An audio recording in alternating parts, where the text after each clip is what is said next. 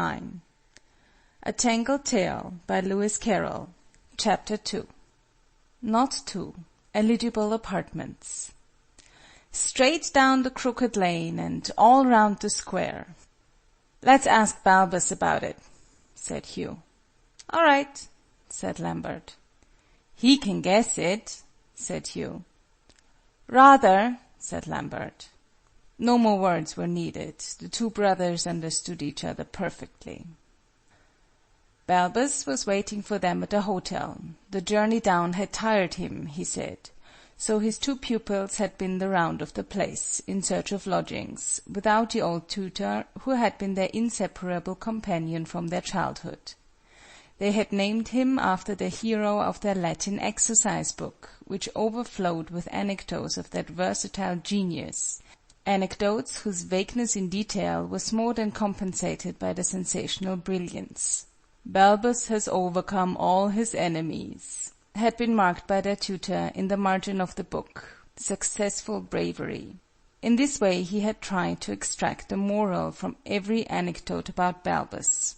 Sometimes one of warning, as in, Balbus had borrowed a healthy dragon, against which he had written, "rashness in speculation." Sometimes of encouragement, as in the words, "influence of sympathy in united action," which stood opposite to the anecdote, Balbus was assisting his mother-in-law to convince the dragon.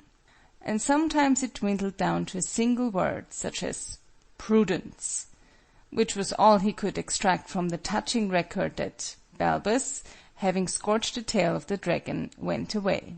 His pupils liked the short morals best, as it left them more room for marginal illustrations, and in this instance they required all the space they could get to exhibit the rapidity of the hero's departure. Their report of the state of things was discouraging. That most fashionable of watering places, Little Mendip, was "chock full," as the boys expressed it, from end to end. But in one square they had seen no less than 4 cards, in different houses, all announcing in flaming capitals, "Eligible apartments." "So there's plenty of choice after all, you see," said spokesman Hugh in conclusion. "That doesn't follow from the data," said Balbus, as he rose from the easy chair where he had been dozing over the Little Mendip Gazette. "They may be all single rooms. However, we may as well see them. I shall be glad to stretch my legs a bit." An unprejudiced bystander might have objected that the operation was needless, and that this long, lank creature would have been all the better with even shorter legs, but no such thought occurred to his loving pupils. One on each side, they did their best to keep up with his gigantic strides, while Hugh repeated the sentence in their father's letter, just received from abroad, over which he and Lambert had been puzzling. "He says a friend of his, the governor of—" "What was that name again, Lambert?" "Kogovchny," said Lambert. "Well, yes, the governor of what you may call it, wants to give a very small dinner party, and he means to ask his father's brother-in-law, his brother's father-in-law, his father-in-law's brother, and his brother-in-law's father, and we're to guess how many guests there will be." There was an anxious pause. "How large did he say the pudding was to be?" Balbus said at last. "Take its cubical contents, divide by the cubical contents of what each man can eat, and the quotient—" "He didn't say anything about pudding," said Hugh. "And here's the square," as they turned a corner and came into sight of the eligible apartments. "It is a square!" was Balbus' first cry of delight, as he gazed around him. "Beautiful! Beautiful! Equilateral and rectangular!" The boys looked round with less enthusiasm. "Number 9 is the first with a card," said prosaic Lambert, but Balbus would not so soon awake from his dream of beauty. "See, boys!" he cried. 20 doors on a side, what symmetry! Each side divided into 21 equal parts. It's delicious." "Shall I knock or ring?" said Hugh, looking in some perplexity at a square brass plate which bore the simple inscription, "Ring also." "Both," said Balbus. "That's an ellipsis, my boy. Did you never see an ellipsis before?" "I couldn't hardly read it," said Hugh evasively. "It's no good having an ellipsis if they don't keep it clean." "Which there is one room, gentlemen," said the smiling landlady. "And a sweet room, too. A snug little back room—" "We will see it," said Balbus gloomily as they followed her in. "I knew how it would be. One room in each house. No view, I suppose." "Which indeed there is, gentlemen," the landlady indignantly protested, as she drew up the blind and indicated the back garden. "Cabbages, I perceive," said Balbus. "Well, they're green, at any rate." "Which the greens at the shops," their hostess explained, "are by no means dependable upon. Here you has them on the premises and of the best." "Does the window open?" was always Balbus' first question in testing a lodging, and "Does the chimney smoke?" his second.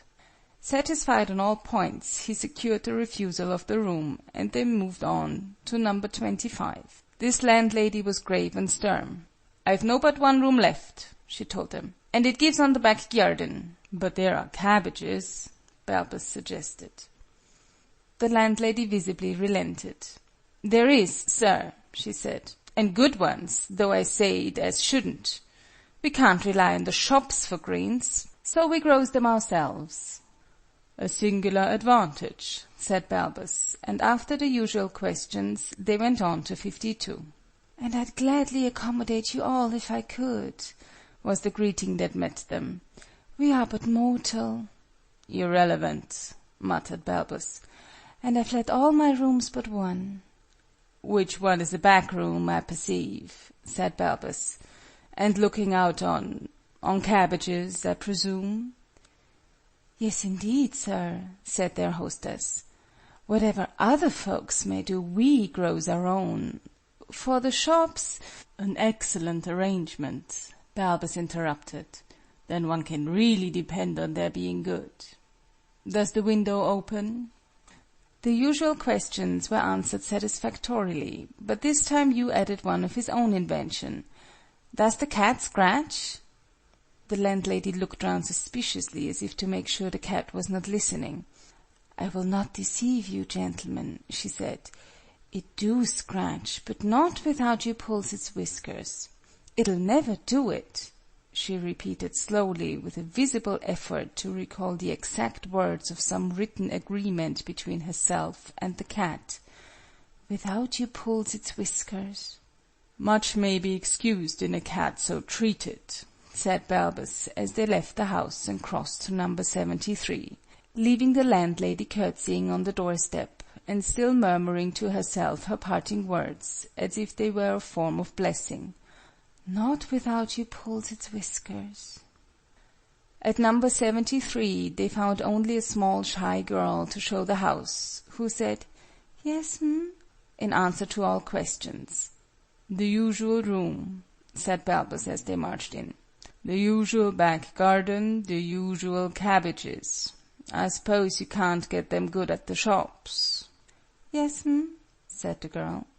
"Well, you may tell your mistress we will take the room, and that her plan of growing her own cabbages is simply admirable." "Yes, said the girl as she showed them out.